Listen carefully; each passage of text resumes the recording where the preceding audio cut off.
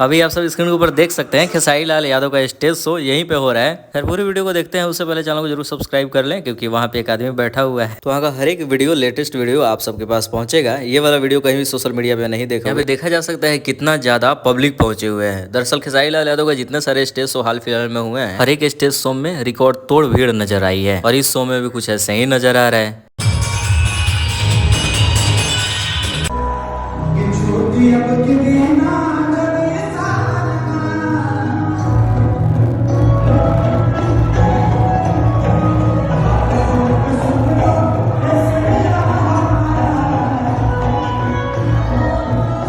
तो बस चैनल के साथ बने रहे, जितना सारा वीडियो होगा सबसे पहले आप सबको देखने को मिलेगा। और इंटरेस्ट की बात यह है कि खेसारी लाल यादव के साथ टुनटुन यादव भी पहुंचे हुए, तो शेयर कर दी इस वीडियो को, सबको बताएं। बाकी के अपडेट्स के लिए चैनल को सब्सक्राइब करें। मिलते हैं नए वीडियो के साथ।